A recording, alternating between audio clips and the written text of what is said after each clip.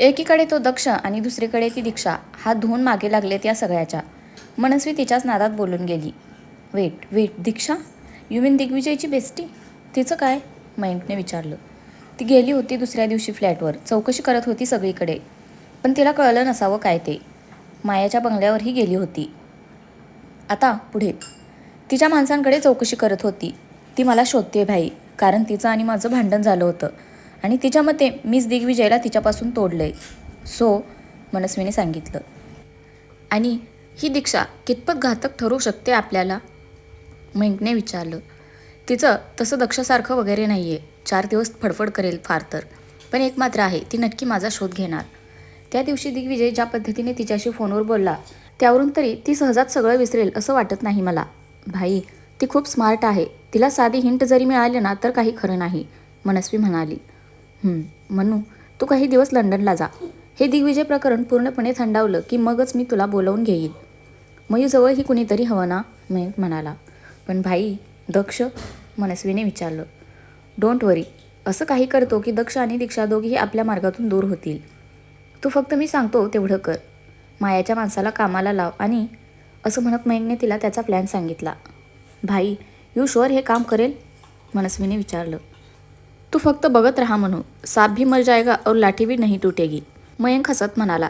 तशी मनस्वीच्या चेहऱ्यावरही स्माईल आली. वर्तमान काळ. आम्हाला डायव्हर्जन हवंच होतं. तशी ही दीक्षा कधीच मला आवडली नाही. ओव्हर स्मार्ट कुठली. माझा प्लॅन फेल करायला निघाली होती. मी असं होऊ देईन असं वाटलंच कसं तिला? मनस्वी दीक्षाकडे पाहत तिरकस हसली. दीक्षा रागाने तिच्याकडे पाहत होती. मी माझी माणसं कामाला लावली होती आणि एक दिवस संजयने अशी काही न्यूज दिली की माझं कामच सोपं झालं. दक्ष दीक्षाला शोधत होता, कारण त्याच्या मते दीक्षा दिग्विजयची होणारी बायको आणि त्याची होणारी वहिनी होती. त्याने कॉलेजमध्येही तिची चौकशी केली होती.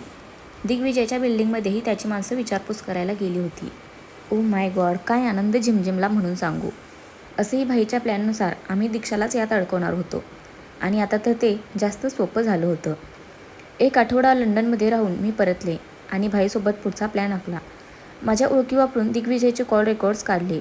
आमचे फोटोज अशा पद्धतीने एडिट केले की ते पाहून कुणालाही वाटावं की दीक्षा आणि दिग्विजय प्रेमात आहेत. सगळे पुरावे असे बेमालूम जमले होते की संशयाची सुई फक्त आणि फक्त दीक्षावरच अडकणार होती. आणि झालंही तसंच. मनस्वी हसली. दक्ष US वरून परत आला आणि त्याने दिल्ली ऑफिस जॉईन केलं. माझी माणसं मला त्याचे अपडेट्स देत असत आणि आम्ही योग्य संधीची वाट पाहत थांबलो होतो. आणि एक दिवस दक्षपर्यंत ती फाईल पोहोचली. मनस्वी म्हणाली. भूतकाळ. काम झालं?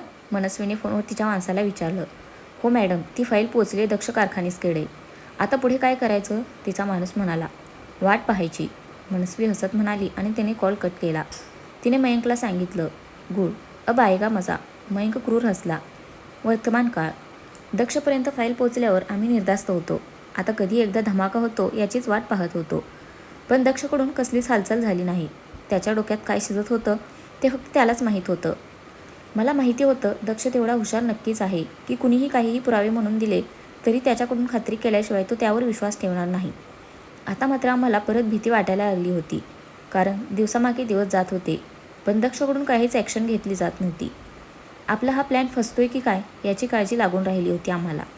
तसं जर झालं तर आमच्या डोक्यावर परत एकदा टांगती तलवार असणार होती. भाई परत लंडनला निघून गेला, पण मी इकडेच थांबले होते. दिग्विजयचं प्रेझेंटेशन मी हितेश पारिखच्या हवाली केलं होतं, पण आमचं दुर्दैव की दक्षने बिझनेस टेकओव्हर केला. दक्ष दिग्विजयपेक्षाही 4 पावलं पुढे होता. जी प्रोजेक्ट्स DK ग्रुपकडून गेली होती ती त्याने स्वतःच्या चालाकीच्या जोरावर परत मिळवली आणि DK ग्रुप ऑफ इंडस्ट्रीज परत टॉपवर जाऊन पोहोचली. भराभर दिवस जात होते. दीक्षा हैदराबादवरून परत आली होती, पण तिने दिग्विजयचा शोध घेणं थांबवलं नव्हतं. त्याचं अचानक गायब होणं तिला चांगलंच चलत होतं. माझ्या माणसाने खबर दिली तिने DK group of industries join केली म्हणून. मला दक्षच्या मनात नक्की काय चालले याचा अजिबात अंदाज येत नव्हता.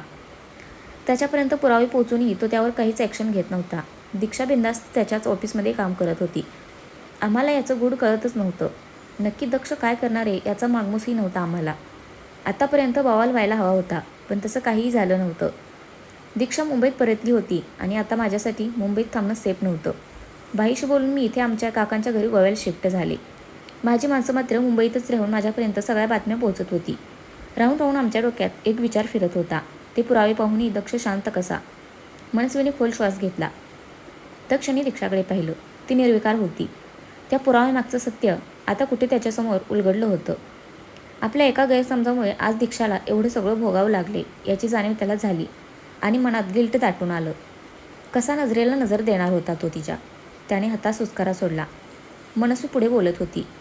माझी माणसं मला वेळोवेळी सगळं सांगत असायची. दीक्षाला त्यांनी एका मुलासोबत फिरताना पाहिलं होतं. त्यांच्या एकंदर वागण्यावरून तरी ते एकमेकांच्या प्रेमात असावेत असा अंदाज होता त्यांचा. हा आमच्यासाठी धक्काच होता. दीक्षा मुंबईत होती. त्यात ती DK ग्रुपमध्ये काम करत होती आणि आता तर ती दुसऱ्याच मुलासोबत फिरत होती आणि एवढं होऊनही आमच्या मनासारखं काहीच घडलं नव्हतं. आमच्यासाठी हे धक्के पचनी पडणारे नव्हते. त्यात एक चांगली गोष्ट होती ती म्हणजे अजून तरी कुणाला आमच्याविषयी भनक लागली होती. ज्या अर्थी अजून पोलिसांचा ससेमिरा आपल्या मागे लागला नाही त्या अर्थी दक्षला सत्य काय ते समजलं नाही आहे हे आम्हाला कळून चुकलं होतं. 4 वर्ष झाली होती या सगळ्याला. सगळेच दिग्विजयविषयी विसरले होते. राधा त्या धक्क्यातून सावरले होते असं म्हणायला हवं. आम्ही बेफिकीर झालो होतो आणि अचानक एके दिवशी संजयने सांगितलं दक्ष आणि दीक्षाच्या लग्नाबद्दल. भाई आणि मला काहीच कळत नव्हतं. दीक्षाला या सगळ्यात अडकवायचा आम्ही ट्रॅप रचला होता आणि दक्षने चक्क तिच्याशी लग्न केलं होतं. ही गोष्ट अविश्वसनीय होती खरं तर. बाकी काही असो पण निदान आम्ही या सगळ्यातून वाचलो होतो असं आम्हाला वाटत होतं. मनस्वी बोलायची थांबली. तिने दक्ष, दीक्षा आणि कार्तिकवर नजर फिरवली. तिघांचे चेहरे भावनाशून्य होते. दीक्षाला अडकवण्यामागे काहीतरी कारण होतं हे समजलं, पण माया? तिचं काय मनस्वी? ती तर तुझी मैत्रीण होती ना, मग तिला का संपवलं? कार्तिकने धारदार आवाजात विचारलं. मूर्ख होती ती. एका पॉलिटिशियनची मुलगी असूनही छक्के पंजे माहीत नव्हते तिला. नाकासमोर चालणारी मुलगी होती माया. 6 महिन्यांपूर्वी गोव्याला आली होती तेव्हा घरी आली होती. भूतकाळ. मनस्वी, यार तू मुंबई सोडून इकडे का राहायला आलीस अचानक? आणि तुझा तो फॅमिली मॅटर त्याचं काय? ते सगळं झालं का सॉर्ट आऊट? मायाने विचारलं. ऑलमोस्ट मुंबईत सफोकेट व्हायला लागलं सो आले ग इकडे. तसंही तिकडे राहून यू नो ना त्याच आठवणी अँड ऑल. मनस्वी दुःखी चेहऱ्याने म्हणाली. आय कॅन अंडरस्टँड, माया म्हणाली. त्या रात्री दोघीजणी पार्टी करायला गेल्या होत्या गोव्यातल्या नाईट क्लबमध्ये. मायाला हे सगळं फारसं आवडायचं नाही पण मनस्वीने आग्रह केला म्हणून ती तिच्यासोबत गेली होती. मनस्वीला चांगलीच चढली होती त्यामुळे मायाने तिला पकडून घरी आणलं. ब्लडी कारखानीस, मनस्वी बरळत होती. मनस्वी, जस्ट स्लीप नाऊ, माया वैतागत म्हणाली. माया, चिडतेस कशाला? You know you are so भोली भाली. मनस्वीने तिचे गाल ओढले. मनस्वी, माया ओरडली. अँड फुल टू आय हू. तुला कळलं की नाही? मी तुला उल्लू बनवलं. मनस्वी हसायला लागली पण माया सावध झाली होती. उल्लू बनवलंस? म्हणजे काय? म्हणजे काय मनस्वी? मायाने तिला हलवलं. मनस्वीने नशेत तिला सगळं खरं सांगून टाकलं आणि मायाला जबर धक्का बसला. सकाळी मनस्वी डोकं सोडतच उठली. माया तिच्यासमोर बसली होती. तिच्या चेहऱ्यावर राग दिसत होता. गुड मॉर्निंग, मनस्वी डोकं दाबत म्हणाली. I will kill Digvijay. हा हा हा. आवाज आला तसं मनस्वीने धचकून वर पाहिलं. मायाने तिच्यासमोर फोन धरला ज्यात नशेत मनस्वीने तिच्या कर्माचा कच्चा चिठ्ठा वाचला होता. ते सगळं पाहून मनस्वी हादरली होती. माया, लिसन. तिने सारवासारव करायचा प्रयत्न केला. You kill an innocent person Manasvi. शी, लाज वाटते तुझी. अगं एवढी कसली बदल्याची आग वगैरे जी तू एवढ्या खालच्या पातळीवर गेलीस? अगं एखाद्याचं आयुष्य म्हणजे काय बॉलिवूड मूव्ही वाटला तुला? What's it? I will not spare you both. हे सगळं मी पोलिसापर्यंत पोहोचवणार आणि दक्ष कारखानीसपर्यंतसुद्धा. आय विल मेक शुअर तुम्ही दोघे वाचणार नाही या सगळ्यातून, माया संतापून म्हणाली. माया, मनस्वी तिच्या अंगावर धावून गेली. पण माया सावध असल्यामुळे तिने मनस्वीला ढकलून दिलं आणि ती बाहेर पळाली. तुला सोडणार नाही मनस्वी. मायाच्या डोळ्यात आग होती. तिने गाडी स्टार्ट केली आणि सिटीच्या दिशेने पळवली. डॅम. मनस्वीने तिच्या माणसाचा नंबर डायल केला आणि त्याला काहीतरी सांगितलं.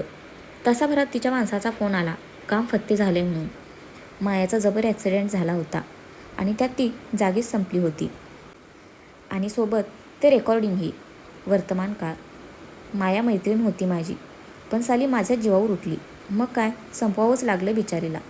मनस्वी विकृत असली.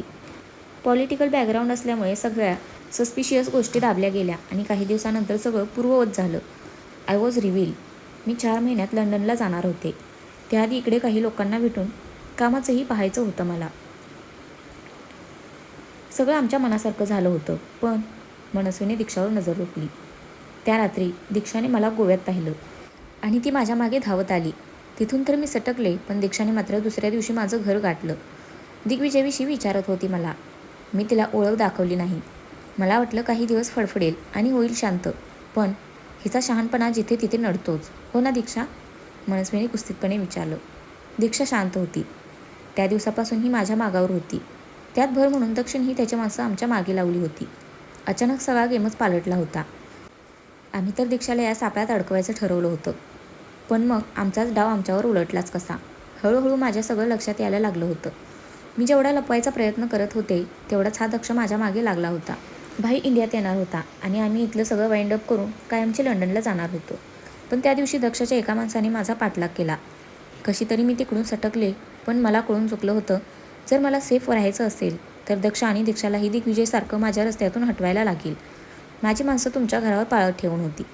आमचं पहिलं टार्गेट खरं तर तू होतीस दीक्षा, पण सतत कुणी ना कुणी तुझ्या आजूबाजूला असायचं, त्यामुळे आम्हाला काही करता येत नव्हतं. 2 वेळा तुला उचलायचा प्लॅन फेल झाला माझा. मग ठरवलं दक्षलाच उडवायचं. एकदा तो संपला की तू काय करू शकणार आहेस? आणि तो मोका मिळालाच तो त्या रात्री. थोडक्यात वाचलास दक्ष, नाहीतर आज मस्त तिकडे वर बसून तुझ्या भावासोबत गप्पा मारत असतास. मनस्वी जोरात हसली. तशा दक्षने मुठी आवळल्या. बट मान गए हा दक्ष, तू तर आमच्यापेक्षाही शातीर निघालास. क्या चाल चली तुमने, कमाल. मयंक हसत म्हणाला. शेवटी पोचलात तुम्ही आमच्यापर्यंत. पेरावं तसंच उगवतं मयंक. दक्ष तिरकस हसत म्हणाला. तुमच्या कर्माची शिक्षा तर याच जन्मात भोगावी लागणार ना तुम्हाला. तुम्ही माझ्या भाईचा जीव घेतलात, तेही त्याची काहीही चूक नसताना. मनस्वी, तू स्वतःला हुशार समजतेस ना? मग तुझ्या स्वतःच्या बाबांचं सत्य शोधायचा कधी प्रयत्न केला नाहीस तू? दक्ष तिच्यावर नजर रोखत म्हणाला. तशी ती गोंधळून त्याच्याकडे पाहायला लागली. काय बडबडतोयस दक्ष? बाबांचं कसलं सत्य? मयंकने चिडून विचारलं. ऐकायचंय? मग एक. तुझे बाबा आणि माझे बाबा चांगले मित्र होते आणि पुढे दोघांनी मिळून बिझनेसही सुरू केला. चांगला जम बसला होता त्यांचा, सगळं चांगलं सुरू होतं. पण तुमच्या आईला कॅन्सर डिटेक्ट झाला आणि सगळं विस्कटलं. तुम्हाला पैशाची चणचण होती, त्यामुळे तुमचे बाबा मिळेल त्या मार्गाने पैसा कमवायच्या मागे लागले होते. त्यांनी त्यांच्या वाटणीचे काही शेअर्स तर विकलेच, पण माझ्या बाबांच्या अपरोक्ष काही असे व्यवहार केले ज्यांनी कंपनीचं बरंच काही नुकसान झालं होतं. बाबांच्या अपरोक्ष त्यांनी कंपनी अकाउंटमधून पैसे फिरवले होते. कॉन्फिडेन्शियल डेटा लीक केला होता. एवढंच काय, तर बाबांसोबत काम करताना ते त्यांच्या रायव्हल कंपनीसोबतही व्यवहार करत होते. ज्यावेळेस बाबांनी त्यांना रंगे हात पकडलं त्यावेळी बराच तमाशा झाला होता.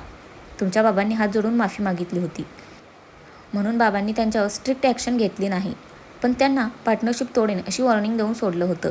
तरीही बाबा इकडे नसताना त्यांनी त्यांचं काम सुरूच ठेवलं होतं. कंपनी बनवत असलेल्या प्रॉडक्टची इन्फॉर्मेशन त्यांनी काही लाखाला बाहेर विकली होती आणि त्यामुळे तो प्रोजेक्ट आमच्या हातून गेला होता. बाबांनी त्यांना अनेकदा समजावायचा प्रयत्न केला होता, पण त्यांना फक्त आणि फक्त पैसा दिसत होता. तुला माहीत नसेल तर सांगतो, तुमच्या बाबांनी आमच्याकडून लाखो रुपयांचं कर्ज घेतलं होतं, जे त्यांनी शेवटपर्यंत फेडलं नाही आहे.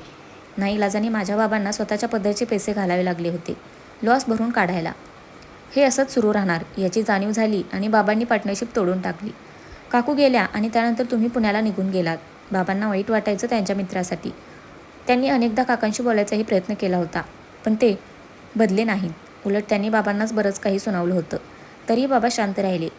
भाई बिझनेसमध्ये उतरला आणि त्याने परत एकदा नव्या उमेदीने DK ग्रुप ऑफ इंडस्ट्रीची धुरा त्याच्या हातात घेतली आणि बिझनेसला एक नवी दिशा मिळाली. भाई जेवढा हुशार होता तेवढाच मेहनती आणि प्रॅक्टिकली होता. बिझनेसमध्ये पर्सनल रिलेशन आणायचे नाहीत हे त्यांचं तत्त्व होतं. दक्ष म्हणाला. भाई आणि बाबांचं काही बाबतीत वाटायचं नाही, त्यामुळे जेव्हापासून त्याने बिझनेस हातात घेतला तेव्हापासून बाबांनी त्यात लक्ष घालणं कमीच केलं होतं. बाबा कायम तुमच्याविषयी बोलायचे. 1-2 वेळेस त्यांनी काकांना भेटण्याची इच्छाही दाखवली होती, पण भाईने नकार दिला होता. ज्यांनी आपली फसवणूक केली त्यांना परत एक संधी कशी द्यायची या प्रश्नावर मात्र बाबा निरुत्तर होते. काकांनी सुसाईड केल्याची न्यूज बाबांना मिळाली आणि त्यांना धक्काच बसला, कारण आदल्याच दिवशी ते ऑफिसमध्ये आले होते. दक्ष म्हणाला. आणि तुम्ही त्यांना हकलून दिलत हो ना? मनस्वी खेकसली.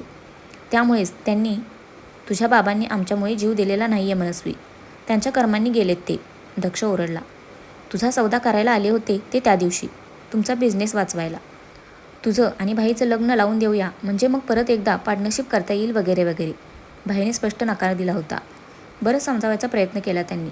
कर्ज आहे डोक्यावर, पैशांची गरज आहे, त्या बदल्यात मनस्वी आणि दिग्विजयचं लग्न लावून देतो, हे त्यांचे शब्द होते मनस्वी. पण भाई बदला नाही. त्याला या सगळ्यात पडायचंच नव्हतं. त्याने शांत शब्दात त्यांना नाही म्हणून सांगितलं तसे ते निघून गेले. तुमच्या वडिलांनी आत्महत्या केली ती त्यांच्या फेल्युअरमुळे मनस्वी. त्यात ना बाबांचा काही दोष होता ना भाईचा.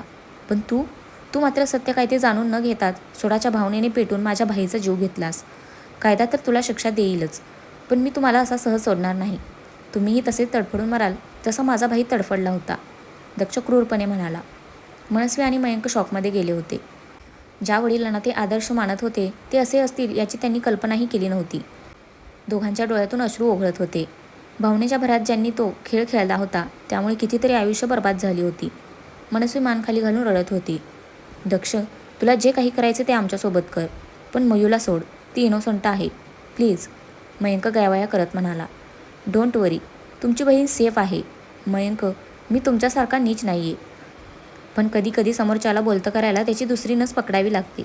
बस तेच केलं आहे मी. दक्षने फोन फिरवला. डॅनियल, तिला सेफली लंडनला पोचवायची व्यवस्था कर आणि तिच्यासाठी फुल टाईम केअरटेकर अरेंज कर. दक्षने त्याच्या माणसाला इन्स्ट्रक्शन दिल्या आणि फोन ठेवला. राम, दक्षने इशारा केला तसं रामने पुढे येऊन दोघांचं तोंड बांधलं. आजपासून यांना ना पाणी मिळेल ना जेवण. हे पुरावे पोलिसांकडे पोहोचव आणि तुला माहिती आहे पुढे काय करायचं ते. दक्ष म्हणाला तसा राम कामाला लागला. कार्तिक, दक्षने त्याच्याकडे पाहिलं. डोंट वरी, मी पाहतो पुढचं सगळं. दीक्षाला सावर. कार्तिक म्हणाला तसा दक्ष दीक्षाजवळ गेला. ती अजूनही जे ऐकलं ते प्रोसेस करायचा प्रयत्न करत होती. तिने दक्षकडे पाहिलं. वर चल, दक्ष म्हणाला तशी ती मशीनसारखी उठून वर निघून गेली. दक्षही तिच्या पाठोपाठ रूममध्ये आला. दीक्षा खिडकीजवळ उभी होती. डोळे काठोकाठ भरलेले, पण अश्रू बाहेर येत नव्हते. तिच्या मनाची जी तडफड होत होती ती तिलाच माहिती होती फक्त. दक्ष तिच्याजवळ उभा राहिला. दीक्षा, त्याने अलगद तिच्या खांद्यावर हात ठेवला तशी ती मागे वळली. काही कळायच्या आत तिने दक्षच्या सणसणीत कानाखाली खेचली. दक्ष मान खाली घालून उभा राहिला. दीक्षा मात्र चेहऱ्यावर हात ठेवून रडत होती. तर फ्रेंड्स, आजचा भाग कसा वाटला नक्की कमेंट करून सांगा. धन्यवाद.